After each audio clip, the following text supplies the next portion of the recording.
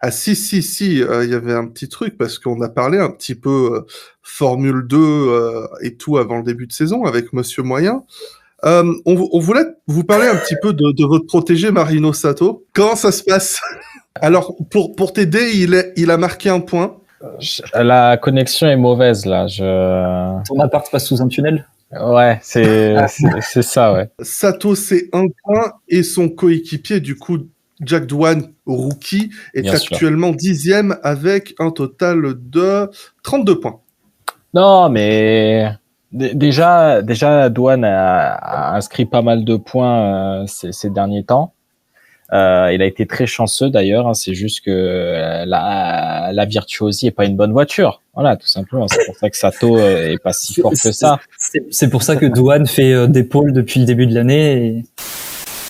Quel est l'avenir du futur de la Formule 1? C'est la rubrique junior avec Formula. Tim, quel est le futur? À quoi ressemble-t-il dans le présent? Alors, déjà, moi, je tiens à souligner qu'il y a des nouvelles couleurs et tout. C'est... Ah mais oui, non mais c'est les sponsors. On rigole zéro maintenant. Du coup, ça faisait longtemps que j'étais pas venu et du coup qu'on n'avait pas eu cette rubrique junior. Ça faisait deux émissions sans ma plume acérée, sans mon génie lyrique et sans mon humour tiré tout droit d'un cahier d'histoire transformé en un cahier de blagues. Oh non. Et j'ai commencé à écrire des blagues, plein de blagues dans un grand cahier de classe qui était à la base mon cahier d'histoire et à fin de compte fini le cahier de blagues. Il a inventé sa propre histoire. Pour être exact, cela fait 1 mois et 5 jours, ressenti 4 ans, soit la présence de Nissany en Formule 2, ou la longueur de la course de cet après-midi, mais on y reviendra. Y a-t-il finalement un meilleur week-end pour relancer cette rubrique que celui de Monaco? Et je vous le demande à chacun d'entre vous, y a-t-il un meilleur week-end que celui-ci pour relancer cette rubrique? Ben, je vais vous le dire. Ça sert à rien de répondre, c'était pour la rubrique, c'était pas vraiment... D'accord, ok. Ouais, c'est pas... Je vais vous le dire. En fait, ça ne change absolument rien. Si ce n'est qu'à Monaco, les rails vont nous empêcher de dépasser la limite de la bien-pensance et de la bienséance pour éviter que cette rubrique ne tombe à l'eau et qu'elle ne soit qu'un pétard mouillé. Non, finalement, les rails servent à rien. Les rails servent à rien, je suis désolé. Enfin, s'ils servent, en vrai, s'ils servent à quelque chose, ils servent à planter le décor pour ce week-end. Et ils servent aussi à ce que Felipe Drugovich se plante dans le décor ce week-end.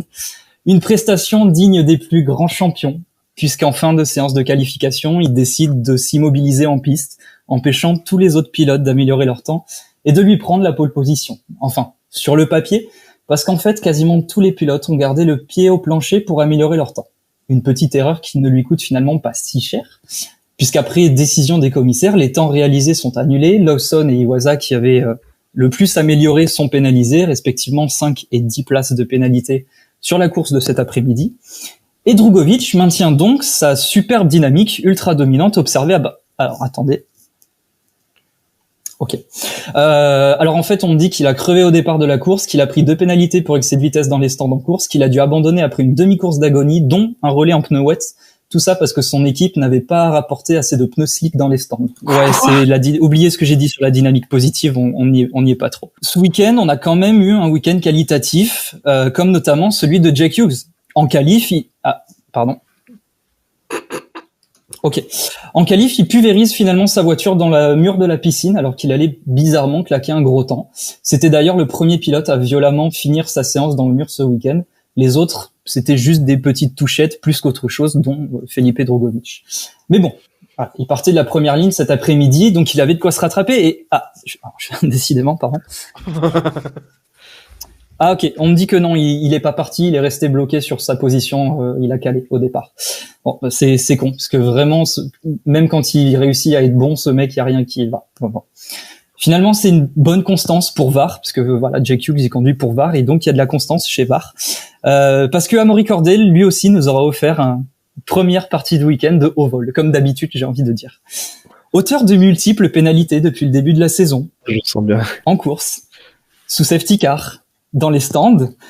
Ce week-end, c'est en qualification qu'il a décidé de nous auréoler de son plus beau coup de volant en réalisant un burn dans les stands. Résultat, alors, rien. Les commissaires ont été cléments. Sans doute pour nous laisser le bonheur de le voir se vautrer en piste un petit peu plus tard dans la saison.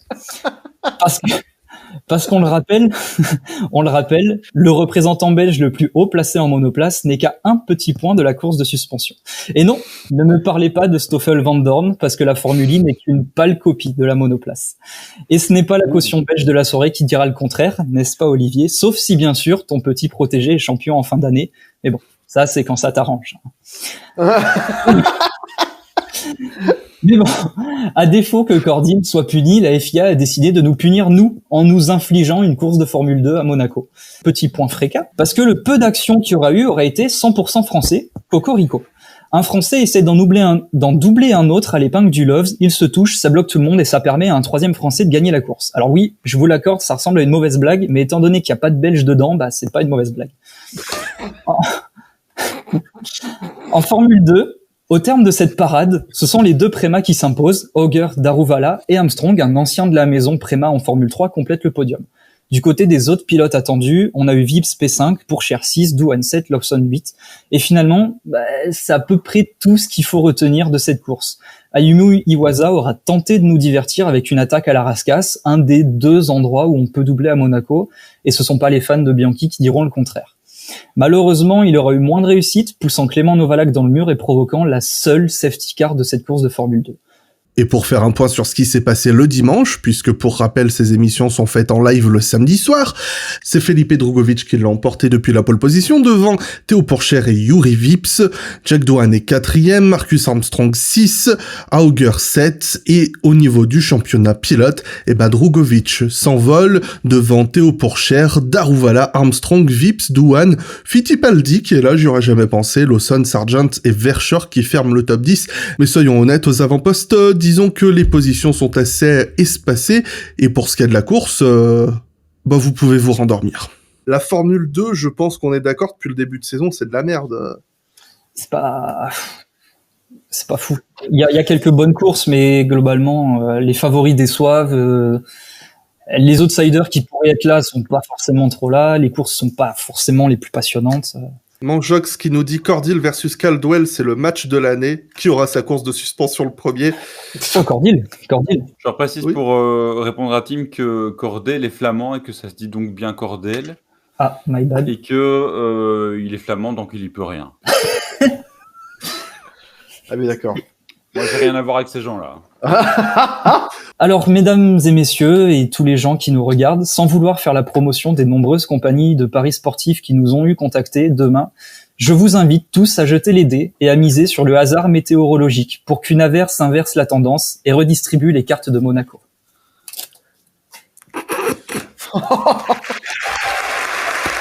Merci Tim. Junior avec Formula. That's us.